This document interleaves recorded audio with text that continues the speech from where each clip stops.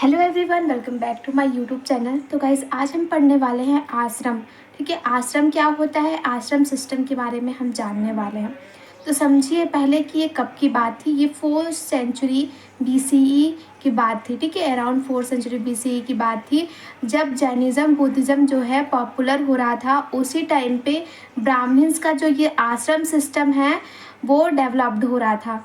ठीक है, अब अभी के टाइम के आश्रम को देखेंगे तो वो वृद्ध आश्रम, जिसमें मतलब कि बच्चों को रखने वाला आश्रम होता है, फिर बुज़ुर्गों को रखने वाला आश्रम होता है। तो इस टाइप से मतलब पहले के ज़माने में जो आश्रम था वो थोड़ा सा डिफरेंट था। अब वो कैसे डिफरेंट था वो हम देखते हैं।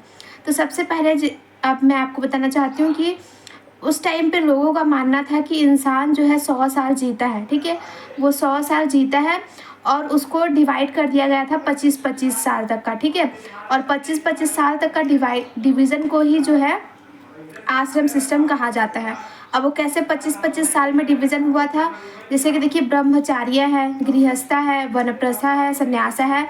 तो 25 साल तक जो है इंसान ब्रह्मचार्य जो है ब्रह्मचार्य आश्रम में रहेगा, फिर गृहस्था में रहेगा, फिर वनप्रथा में रहेगा, फिर संन्यास में रहेगा। ठीक है, तो यही हमारा जो 4 है वो आश्रम सिस्टम होता है।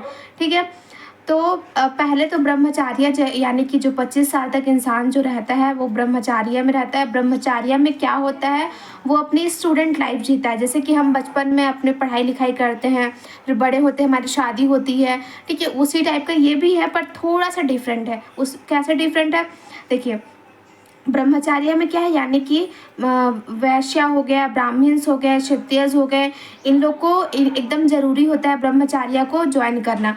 क्यों ज़रूरी होता है, अगर ये अपनी पढ़ाई लिखाई नहीं करेंगे और ब्रह्मचार्य को ज्वाइन नहीं करेंगे तो ये क्या है, इनको हटा दिया जाएगा। ठीक है, और एक बात और, जैसे कि वैश्यास हो गए, क्षत्रियास हो गए, ब्राह्मण्स हो गए, इन लोग तो ब्रह्मचार्य ज्वाइन कर सकते हैं, लेकिन शूद्रास को अलाउ नहीं था और वुमेंस को भी अलाउ नहीं था कि वो ब्रह्मचार्य को अटेंड कर सके। फिर आता है सेकेंड गृहस्था।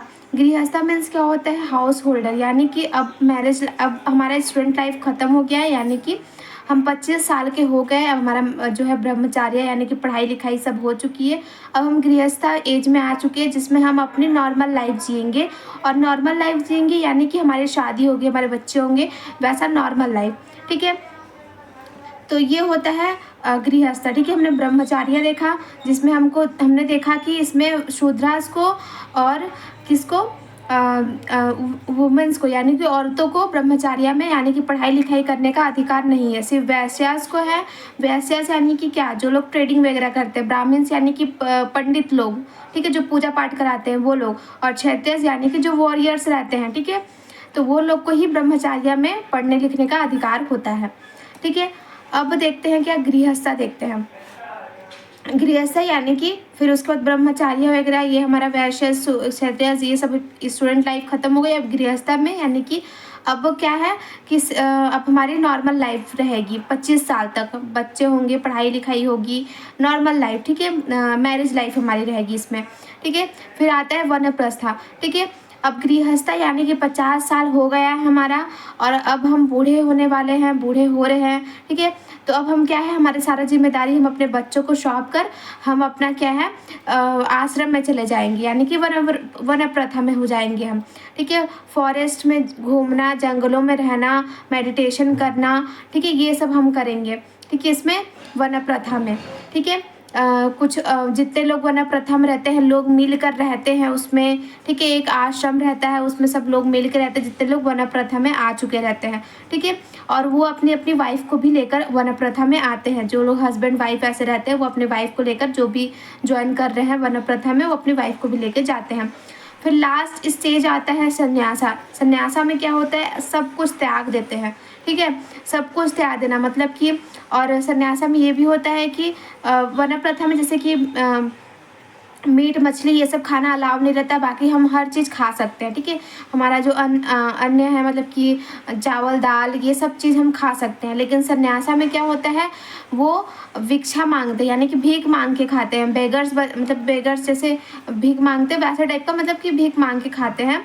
और ये रहता है कि सब कुछ त्याग देते हैं, फैमिली हो गया सब कुछ, मतलब कि 75 अराउंड, हाँ 75 के एज में सब कुछ त्याग देते हैं और जंगल में मेडिटेशन करते हैं। मतलब कि वनप्रथा और सन्यासा लगभग सेम ही है, लेकिन वनप्रथा में क्या होता है कि थोड़ा बहुत हम फैमिली से मिल सकते हैं, लेकिन सन्यासा में बिल्कुल भी फैमिली से मिलना अलाउ नहीं रहता है।